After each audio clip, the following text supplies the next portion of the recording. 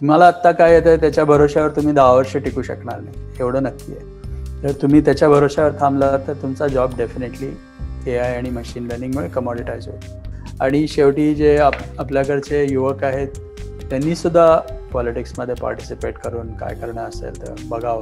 Numbers wise आपण ठीक आहे, we will be in top 3 वगैरे वगैरे, पण do we have that level of influence in the world? Are we taking that level of responsibility? त्यातली सर्वात महत्त्वाची स्किल जी सगळ्यांनी असावी, सगळ्यांकडे असावी आणि अत्यंत आवश्यक असणार आहे.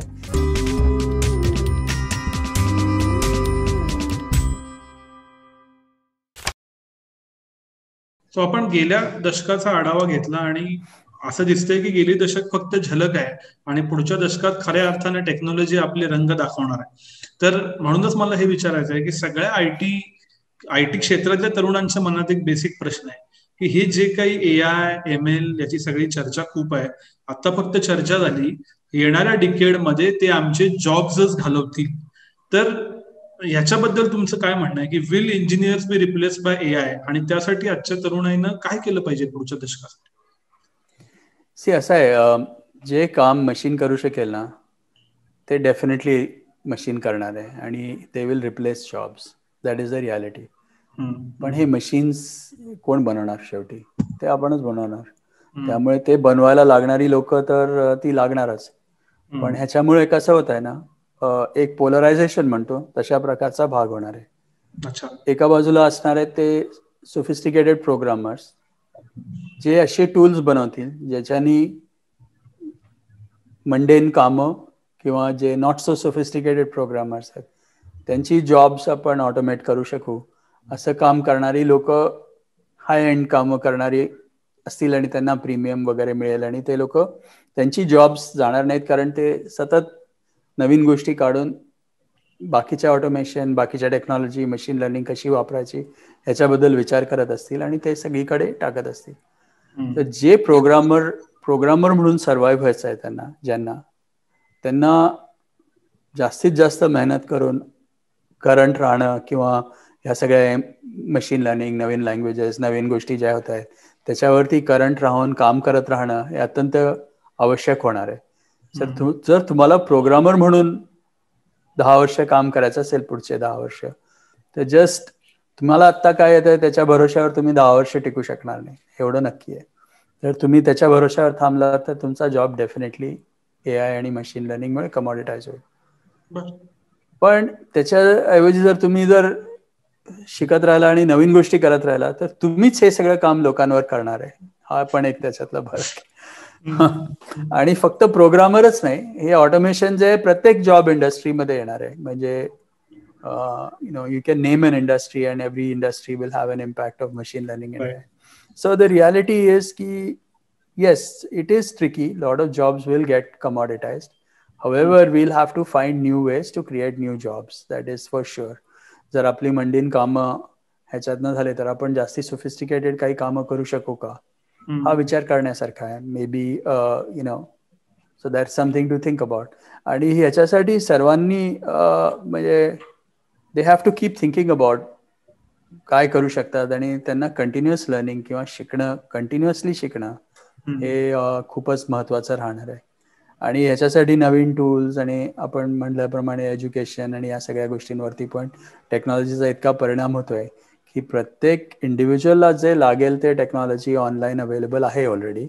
आणि ते तुम्ही प्रोव्हायडर पण होऊ शकता त्याच्यासाठी. म्हणजे प्रोव्हायडर्स सगळीकडे असणार आहेत, ते गिग इकॉनॉमीमध्ये असतील आणि प्रत्येकाने आपल्याला जी काय एक्सपर्टीज असेल त्याचे ते मॉड्यूल्स तयार करून लोकांना अवेलेबल करू शकतील. सो तुम्हाला शिकायला always availability of content will not be an issue. At the right price also you will get it. पण ती जबाबदारी तुमची असणार आहे. तर तुमची जी साधी कामं आहेत आता ती एनिवे मशीन करेल, तर तुम्हाला वेळ मिळेल थोडी सोफिस्टिकेटेड कामं शिकायला आणि मे बी गो अप्लाय करायला. त्यामुळे हे जे जग आहे ते कसं बदलेल हे बघणं खूप एक्साइटिंग होणार आहे ना पुढच्या 10 वर्षात. म्हणजे थोडक्यात परफॉर्म और पेरिश हा येणाऱ्या डिकेडचा मंत्र असू शकतो. शिका, काम करा, नाही तर not just that perform and पेरिशच नाही, परफॉर्म, इनोव्हेट अँड पॅरिश असं, अदरवाईज पॅरिश असं होणार आहे. कारण जे तुम्ही रेग्युलर काम करताय, परफॉर्म नुसतं करून उपयोग नाही आहे. कारण मी जे काम आज करतोय, जर माझा असा विचार आहे की पुढचे 10 वर्ष तेच काम करू शकेन, ते होणार नाहीये. तर माझे मी जे काय काम करतोय ते अर्थात मी करणारच आहे, बेटर करावं, पण इनोव्हेटिव्हली करावं, सो दॅट पुढच्या जनरेशनला जे काय लागणार, म्हणजे पुढच्या इटरेशनमध्ये मी जे काय करेन 3 वर्षानंतर 5 वर्षानंतर, they needs to be more sophisticated which is ahead of the AI engine that may be catching up on my jobs. असं त्याच्यातला भाग आहे. So everyone needs to be innovating at all times. So just performing is not going to be enough. तुम्ही अजून एक खूप महत्वाचा उल्लेख मगाशी केलात आणि जो खूप मेजर माइंडसेट चेंज आहे तो म्हणजे everybody needs to be entrepreneur. म्हणजे खूप लोकांना जी 1 तारखेला किंवा 31 तारखेला येणाऱ्या पेचेकची सवय असते की तो मेसेज आला म्हणजे माझं आयुष्य मस्त चालू आहे, मग मी काय वीकेंड एन्जॉय करीन वगैरे. तो चेंज जो माइंडसेट मधला असेल की तुम्हाला सतत वेगवेगळ्या क्लायंटना काय आता तुम्हाला रोज पगार मिळेल, पण थोडा थोडा हा मिळेल, पण तो रोज तुम्हाला झटावा लागेल, तो काढायला कुठनं तरी कलेक्ट करावा लागेल, मिळणार नाही, तो कलेक्ट करावा लागेल. बरोबर. पण So ह्या it's a चेंजला different world. हा सो ह्या चेंजला आर वी प्रिपेअर्ड?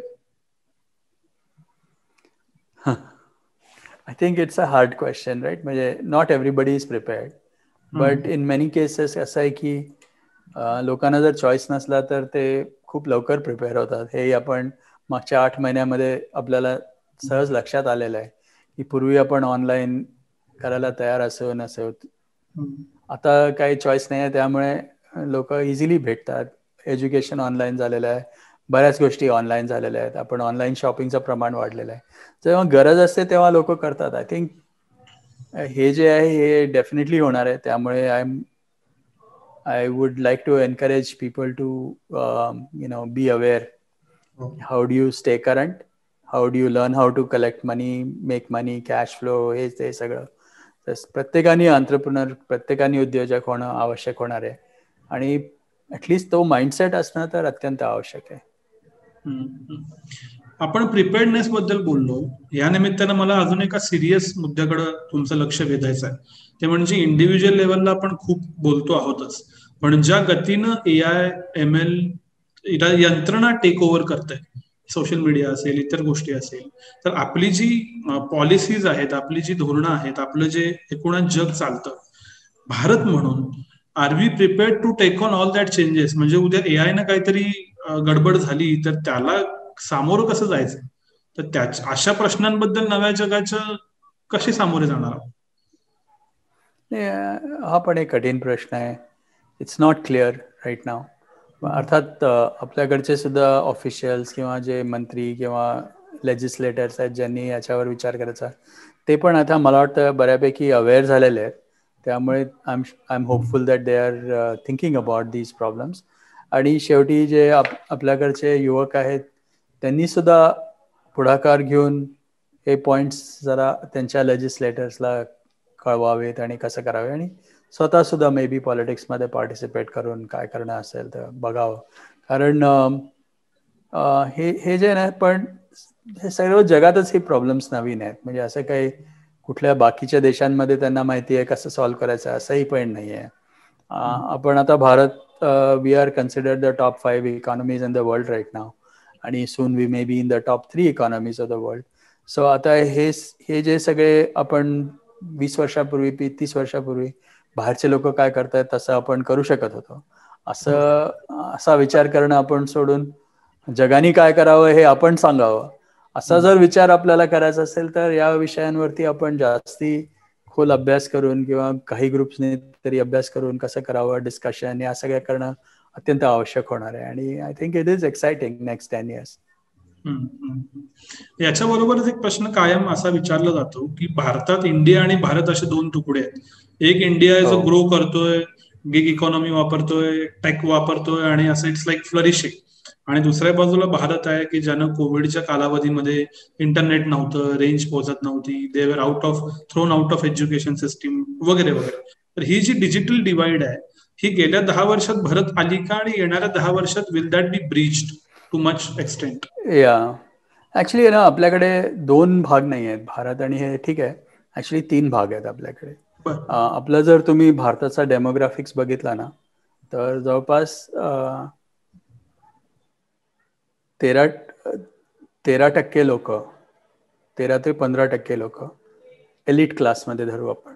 म्हणजे जे मागच्या 20 वर्षापासून त्यांच्याकडे इंटरनेट आहे, टेक्नॉलॉजी आहे, त्यांच्याकडे ऑलवेज ॲक्सेस होता आणि शहरात राहतात मेनली. सो जवळपास 10 ते 13%, समजा 13 ते 15% आपले जवळपास 200 मिलियन पीपल.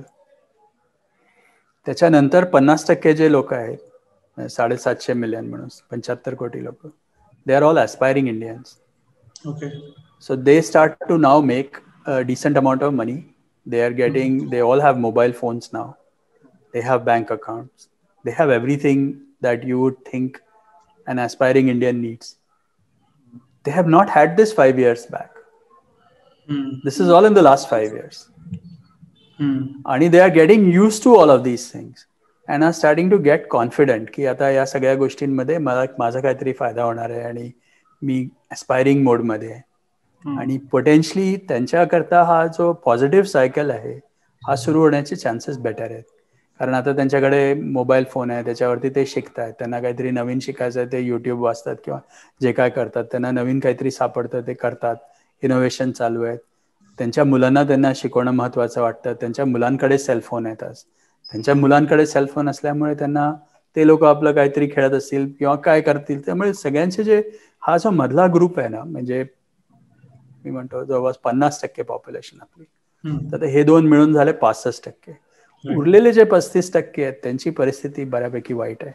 म्हणजे त्यांचे मंथली इन्कम आपण म्हणून 10 ते 15 हजार रुपयापेक्षा कमी आहेत आणि म्हणजे फॅमिलीचं इन्कम 10 हजार रुपये 15 हजार रुपयापेक्षा कमी आहे. तर या ग्रुपची सिच्युएशन सध्या म्हणजे त्यांना या डिजिटल डिवाइड किंवा हे जे ॲस्पायरिंग इंडिया वगैरे आपण म्हणतो त्या सगळ्यांचा अजून काही फार इम्पॅक्ट झालेला नाही आहे. ते बऱ्यापैकी रुरल आहेत आणि त्यांच्याकरता life has continue to be very difficult and unfortunately they are on त्यांचे जे मंथली इन्कम्स आहेत त्याच्यामध्ये they are in a very risk prone zone in that sense की कोणी आजारी पडला, कोणाचं लग्न झालं तर मग then you go back to a pretty bad situation. पण त्यांच्यासाठी आपण काहीतरी वेगळं करणं आवश्यक आहे. पण I think technology in the next 10 years hopefully shall help them. पण हा जो मधला ग्रुप आहे ह्याच्यामध्ये मागच्या 10 वर्षामध्ये या ज्या मिडल म्हणतो आपण, त्याचं ॲस्पायरिंग भारत किंवा ॲस्पायरिंग इंडिया म्हणू आपण, त्या ग्रुपला मागच्या 10 वर्षामध्ये खूप फरक पडलेला आहे. त्यांच्या ॲटिट्यूडमध्ये, त्यांच्या ॲक्सेसमध्ये, टेक्नॉलॉजी ॲक्सेसमध्ये म्हणा. सगळ्यांच्याकडे बँक अकाउंट्स आहेत आता, electronic payments are possible, Google pay किंवा UPI वगैरे. या सगळ्या ग्रुपनी ह्या मधल्या ग्रुपचा कम्प्लीट आउटलुक जे म्हणू ना आपण तो बऱ्यापैकी बदलला आहे. तर त्यामुळे पुढच्या 10 वर्षामध्ये आता एकदा त्यांना लक्षात आलं की काय करण्यात आहे, त्यांचे ॲस्पिरेशन्स बऱ्यापैकी बदललेले आहेत. तर पुढच्या 10 वर्षामध्ये they have an opportunity to march on to be catching up with the elite group असं म्हणू. ऑन दी अदर हँड हे जे 35% जे आपले लोक आहेत जे सध्या लॅगर्ड ग्रुपमध्ये आहेत त्यांना सरकारने आणि बाकी लोकांनी मदत करून त्यांना पुढच्या ग्रुपमध्ये कसं आणायचं याच्यावरती बराच विचार करण्याची गरज आहे. राईट. म्हणजे थोडक्यात काय तर टेक्नॉलॉजी फॉर द लास्ट माइल किंवा technology for the last person हे आपल्या पुढचा एक प्रश्न नेक्स्ट डिकेडमध्ये असू शकतो असं म्हणता येईल. डेफिनेटली हा एक चॅलेंज आहे आणि याच्यासाठी सेल्फ एम्प्लॉयमेंट आणि इंडिव्हिज्युअल एम्पॉवरमेंट या 2 महत्त्वाच्या गोष्टी प्रत्येकाने करणं आवश्यक आहे. प्रत्येक इंडिव्हिज्युअलला जो या लोअर बॉटम ऑफ द पिरामिडमध्ये needs to feel like they have the confidence की they can do something on their own or get things done or whatever. सध्या जर तो हताश राहिला तर मग प्रॉब्लेम आहे. सो एक उद्योजक म्हणून येणाऱ्या 10 वर्षात फक्त तुमचीच कंपनी असं नाही पण ओव्हरऑल इकोसिस्टीम म्हणून तुमच्या काय अपेक्षा आहेत की उद्योग कसा वाढेल, काय होईल, त्याच्या दिशा काय असतील? नाही, आय थिंक उद्योग वाढणार आहे, इकॉनॉमी वाढणार आहे. आपण म्हणतो आपण सध्या $2-2.5 ट्रिलियन आहोत. पुढचे 5-10 वर्षामध्ये त्याचे 10 ट्रिलियन पर्यंत डेफिनेटली वाढणार आहे. म्हणजे it will take its time. 25 मध्ये 5 होतील की नाही माहीत नाही, पण 26 मध्ये होतील. पण आपण ज्या गतीने वाढतोय तेव्हा 2-2.5-3 10 ट्रिलियन पर्यंत दिसत आहेत. जर अशा सिच्युएशनमध्ये डेफिनेटली इकॉनॉमी, बिझनेस या सगळ्यांचे बेनिफिट्स असतीलच आणि प्रत्येक उद्योजकांनी अजून काहीतरी वाढवावे. तर ह्याच्यामध्ये मेन मी ज्या गोष्टींवरती विचार करतोय ते म्हणजे 2 प्रकारचे आहेत. एक म्हणजे कसे की हे जे अगदी लो एंडचे उद्योजक आहेत, म्हणजे छोटे छोटे सेल्फ एम्प्लॉईड जे म्हणतो आपण, त्यांना आपण कसं काय एफिशियंटली चालवू शकतो, म्हणजे इफेक्टिव्हली त्यांनी आपला बिझनेस कसा करता यावा यासाठी थोडा मी विचार करतोय. आणि ते देआसराच्या थ्रू पण मी याच्यावरती जास्तीत जास्त विचार करतोय. ती आयडिया अशी आहे की प्रत्येकाने जर उद्योजक व्हायचं असेल, छोट्या छोट्या उद्योग असणार आहे, तर ते छोटे उद्योग असून फायदा नाही आहे. त्यांनी सुरू कसं करायचं, एफिशियंटली कसं चालवायचं आणि कसा धंदा वाढवायचा याच्यावरती छोट्या लोकांचा मी फोकस करतोय. दुसरा भाग कसा आहे, आपल्या ज्या SMEs आहेत, भारतामध्ये खूप प्रकारचे आणि खूप जास्ती SMEs आहेत. त्या SMEs पैकी काही कंपनींनी मोठं होऊन मिडल एरियामध्ये घ्याव्या आणि मग मिडल कंपनीजनी वर मोठ्या व्हाव्या. ही जी चेन वाढायला पाहिजे ना, त्याच्यामध्ये बरेचसे आपल्या कंपनीज SME त्या आयुष्यभर SMEs राहतात. SME is not a stage from where they go to the next level. They remain SMEs forever. ते का राहतात आणि त्यांना SMEs मधनं मोठ्या कसं करता येईल याच्यावरती थोडा मी माझा विचार आहे. आणि पुढच्या 10 वर्षामध्ये हे जर झालं की हे जे आपल्या 10 कोटीच्या कंपनीज आहेत, 15 कोटीच्या कंपनीज आहेत, त्यांनी असा न विचार करावा की 10 ठीक आहे, चांगला आहे, काय कशाला वाढवायचं, त्याच्यापेक्षा 10चे 100 कसे करायचे, असा जर विचार प्रत्येकाने केला तर ऑटोमॅटिकली आपल्या देशाची प्रगती होईल आणि जॉब्स जे क्रिएशन आहे ते या लेवलला सर्वात जास्ती होण्याची चान्सेस आहेत. आणि याच्यामध्ये सुद्धा technology will play a big role in all of this stuff. So I have been thinking a lot more about this problem. बरोबर. सो IT सेक्टर जे आहे त्याच्यामध्ये पुढच्या 10 वर्षात कोणते मेजर ट्रेंड तुम्हाला दिसत आहेत? म्हणजे काय तर वर्क फ्रॉम एनिवेअर कायमस्वरूपी होईल का? सेकंडली की परदेशात जायचं जे अट्रॅक्शन होतं, ज्याला थोडे गेले 4 वर्ष ब्रेक लागला, ते परत चालू होईल का आता अमेरिकेत सत्ता बदलली? सो असे what major trends can you foresee in IT sector particular? हे वर्क फ्रॉम होमचं मी म्हणतो वर्क फ्रॉम एनिवेअर हे डेफिनेटली होणार आहे. आणि ह्याच्यात आपल्याला आपल्या देशाला याच्यात फायदा होऊ शकतो, कारण आपल्याकडे पोटेन्शियली जास्ती ट्रेंड आणि अवेलेबल लोकांची क्वांटिटी बऱ्यापैकी चांगली आहे. त्यामुळे जर हे वर्क फ्रॉम एनिवेअर शक्य झालं तर छोट्या गावातनं सुद्धा लोकांना इंटरनॅशनल कामांसाठी किंवा कुठल्याही कामासाठी रेडी असू शकतील आणि लहान गावांमधनं सुद्धा त्यांना जॉब्स करण्याची संधी मिळेल आणि त्याचे इम्प्लिकेशन्स बऱ्यापैकी चांगले आहेत. आता आपण जे बघतो पुणे मुंबईसारख्या शहरामध्ये IT मुळे रिअल एस्टेटचे वाढले आहेत, पॉप्युलेशन वाढली आहे, लोकांच्या बाकी सर्व्हिसेस वाढल्या आहेत, जिम्स वाढले आहेत. असे जे सगळे सर्व्हिसेस आणि अलाइड सर्व्हिसेस आहेत, for every job created by IT employee there are at least 7 to 9 jobs created in other areas because the IT employee is spending in other areas. हे जेव्हा जर लहान गावांमध्ये होईल तेव्हा लहान गावांची पण प्रगती होईल, which is a very important thing, and government should think about policies to make that happen. So IT industry as such will, I think, disperse broadly and wider, कारण आता सगळे लोक कुठूनही काम करू शकतील आणि आपल्या भारतामध्ये सगळीकडे लोक पसरतील असं मला वाटतं. त्यामुळे ते एक change which would be very positive for India असं एक बघण्यासारखं आहे. दुसरं, परदेशात जाणाऱ्या लोकांचं कसं आहे की आपल्या लोकांना परदेशी जायला आवडतं, म्हणजे मेनली बाहेरच्यांचा काही संबंध नाही आहे. आपल्या लोकांना असं वाटतं की त्यांची मुलं बाहेर असलेली म्हणजे चांगलं असतं. तर त्यामुळे तो प्रॉब्लेम लोक कशासाठी पण जायला तयार असतात बाहेर.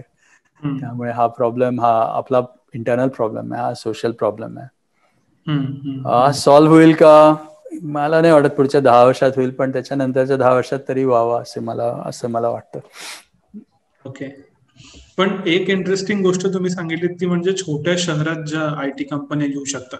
So eventually say Tier 3, Tier 4 cities can have next IT companies असं म्हणायला हरकत. कंपन्या येतील की नाही माहित नाही, कंपन्या असतील असं नाही म्हणत मी, इंडिव्हिज्युअल्स असतील असं नक्की म्हणतो. अच्छा, ओके ओके म्हणजे ओके. आता तुम्ही वर्क फ्रॉम एनिवेअर मोडमध्ये आहात हो.